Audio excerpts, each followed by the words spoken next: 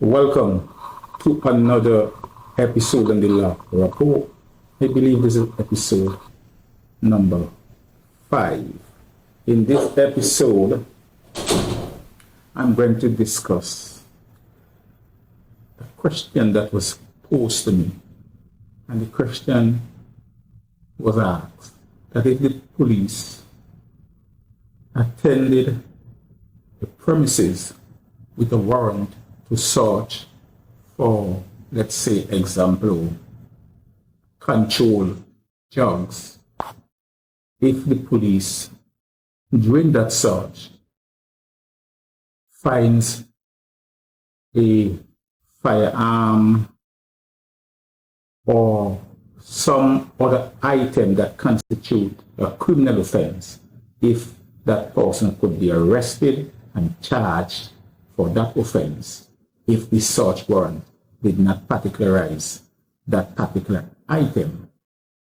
I'll be back to discuss that very shortly. But before I do, my usual disclaimer: nothing that I say in this episode is legal advice and should not be construed as such. For legal advice, please contact an attorney, a competent attorney of your choice.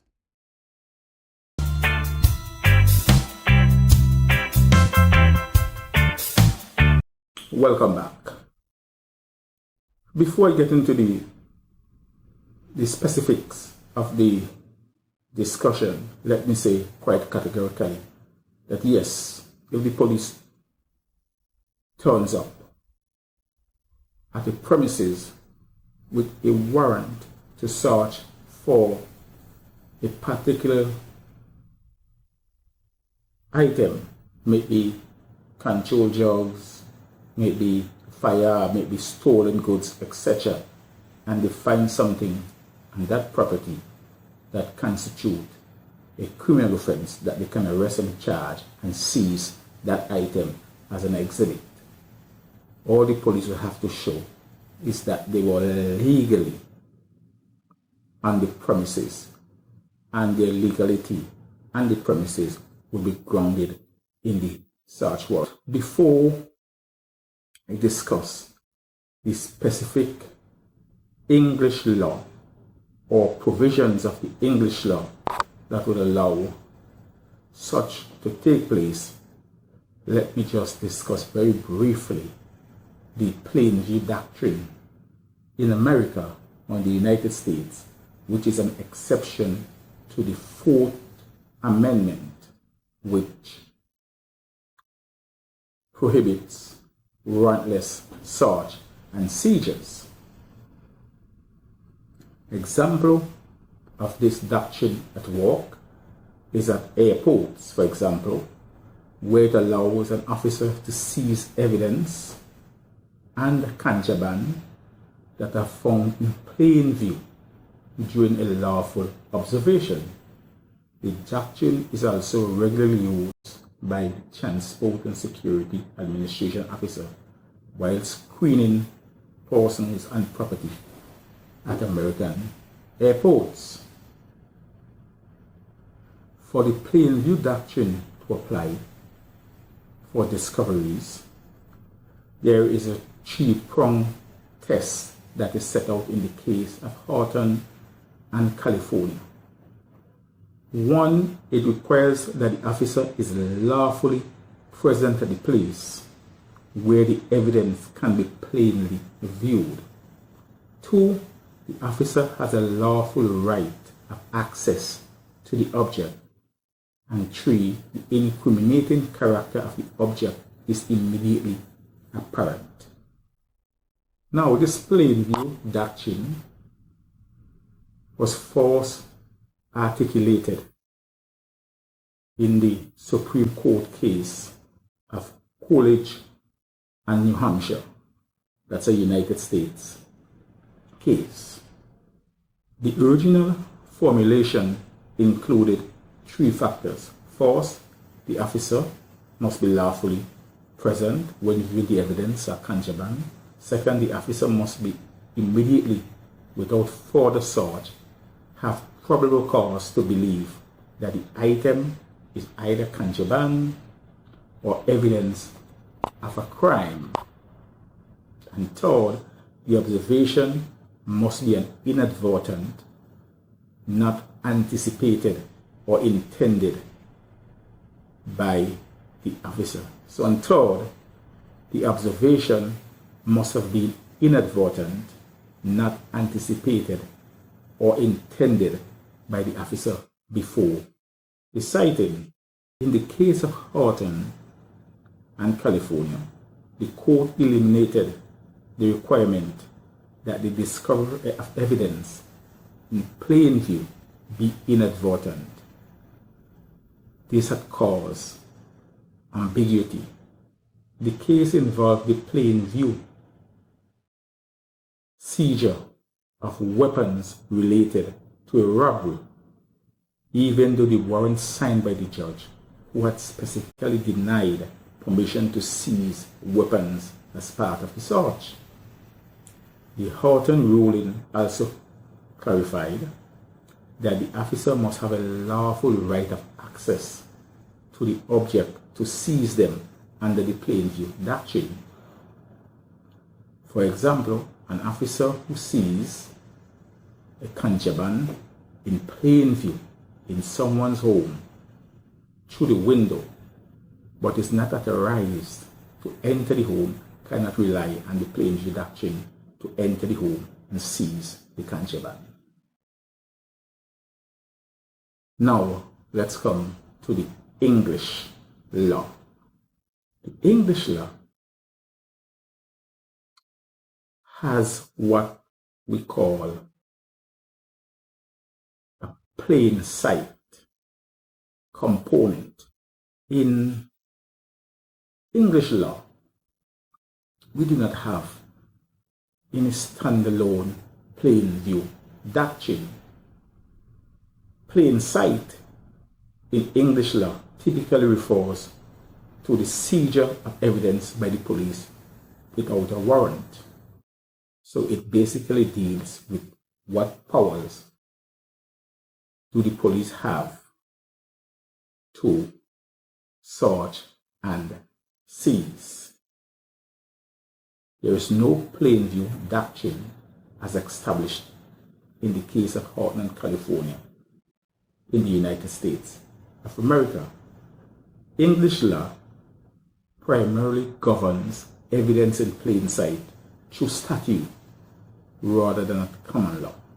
The law and the powers of the police to seize evidence found in plain sight is governed by statute, primarily the Police and Criminal Evidence Act of 1984. So for example, in the United Kingdom, widely referred to as PACE, the guiding legislation, which is PACE, at section 19 provides that a constable who is lawfully on premises can seize anything if they have reasonable grounds to believe it is evidence of an offense. The officer can seize the item to prevent it from being concealed, from being lost, from being altered, or from being destroyed. Now, this general powers that is found in statute in England is not replicated statutorily in the Turks and Caicos Islands, for example. So we do not have a specific statutory requirement and the police powers to seize evidence or items of evidential value. But however, it is my considered view that the common law principle would prevail.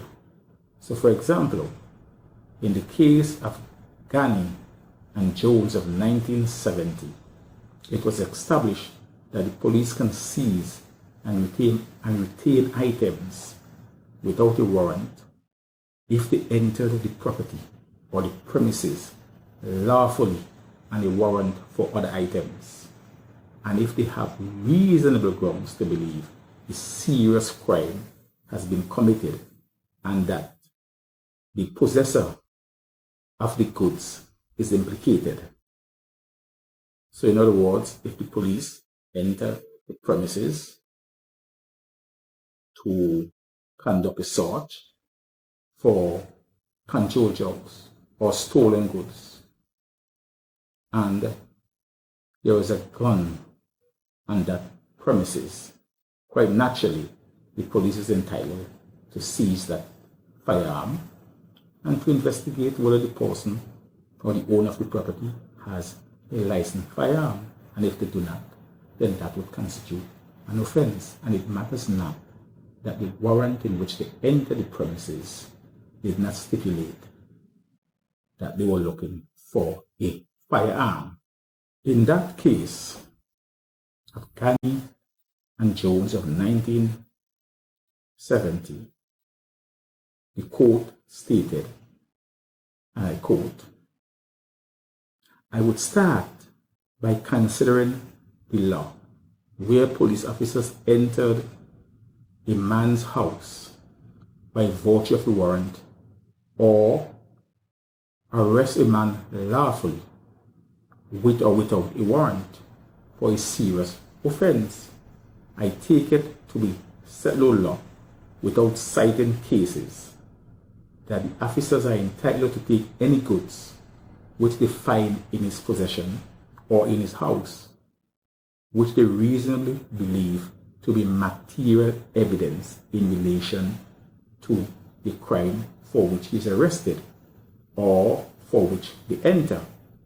If in the course of their search they come upon any goods which show him to be implicated in some other crime, they may take them provided they act reasonably and detain them no longer than is necessary." And this quote, end of quote, and this quote was from the great Lord Denning. Now, in my respect and full view, if items found on the premises constitute an offense, the police can immediately arrest for that offense. For example, a firearm, the police can seize the weapon and arrest immediately, even if the search warrant was for other items, example, controlled drugs or stolen goods. Further, in the case of Ratman and the Commissioner of Police for the Metropolis in 2002, this point was clarified, and it was held that an officer lawfully on premises for one purpose, example, executing a warrant of arrest, can seize incriminating evidence that falls within plain sight, so long as the seizure is reasonable and tied to a criminal investigation. So, to end this episode, yes, if the police has a legitimate reason to be on premises to search by virtue of a search warrant, and even if the search warrant did not specify the particular item, if that item is found on the premises and that item would constitute an offense, the police could arrest the judge for that offense. And in the case where the police had a warrant to search, for example, for stolen goods, and they find a gun on the premises, they need not have an authority to search. The fact that they were there lawfully gives them the authority to seize the firearm and to arrest and prosecute. I hope this episode was helpful. If it was, please like, share, comment. And I will see you very shortly in another episode. Cheers.